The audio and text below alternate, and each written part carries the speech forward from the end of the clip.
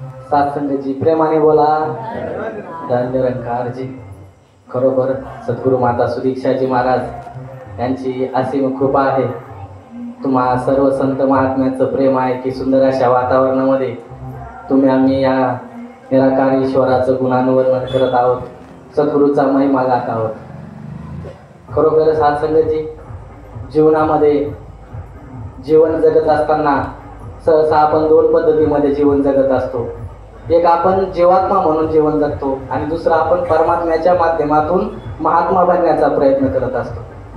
प्रवाह याच पद्धतीने वाहतो. काही लोक जीवात्मे आहेत, काही लोक महात्मे आहेत, काही लोक परमात्मे आहेत. एकाला यावं लागतं, दुसऱ्याला आणावं लागतं, तर तिसऱ्याला यावंच लागतं.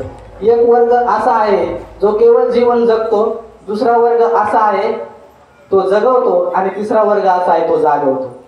केवळ जीवन जगतो त्याला माणूस म्हणतात आणि अज्ञानाच्या तिमिरामध्ये कितीही पाप पुण्य करा, सज्जन म्हणून जगा, दुर्जन म्हणून जगा, चांगल्या मार्गाने प्रवास करा, वाईट मार्गाने प्रवास करा, तरी सुद्धा जो जगवतो तो परमात्मा आहे.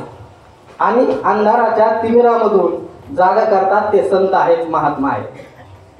आणि तुम्ही सर्व संत महात्मा आहे. या जगाला विश्वाला जागा करण्याचं काम या ठिकाणी या निरंकारी मिशनच्या माध्यमातून आपण सर्वजण करत आहोत.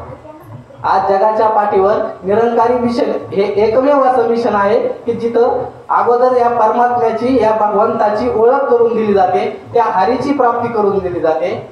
जो अगदी हरिपाठामध्ये 28 अभंग आहेत आणि या 28 अभंगामध्ये जवळपास 62-63 वेळेस हा शब्द येतोय हरी.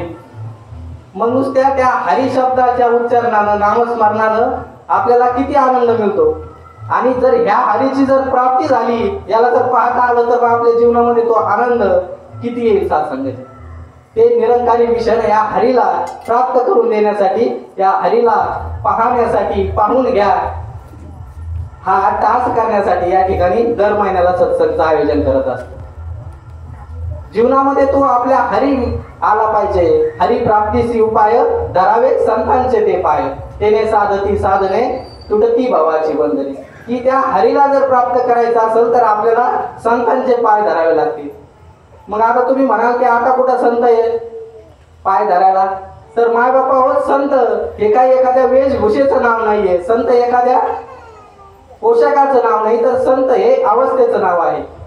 ज्याने जाणयाला भगवंत तया नाव बोली जे संत, की ज्याने भगवंत जाणलाय त्याचं नाव संत आहेत. आणि असे संत महात्मा म्हणजे सद्गुरू.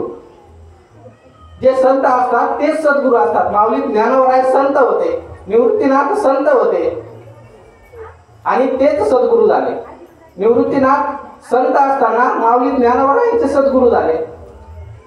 विसोबा खेचर स्वामी संत होते, नामदेव महाराजांचे ते सद्गुरू झाले. म्हणजे संत आणि सद्गुरू याच्यामध्ये तीळ मात्रही फरक नाहीये. आणि त्या संतांना सद्गुरूला शरण मानण्याचा सल्ला साधू संतांनी दिला. या मायबापावर तुम्हालाही हे महात्मा लांबून येऊन या ठिकाणी विनंती प्रार्थना करत आहेत की तुम्ही सुद्धा या सत्संगमध्ये येऊन बसा आणि आपला यलोक सुखी आणि परलोक सोयला घ्या. तरी म्हणे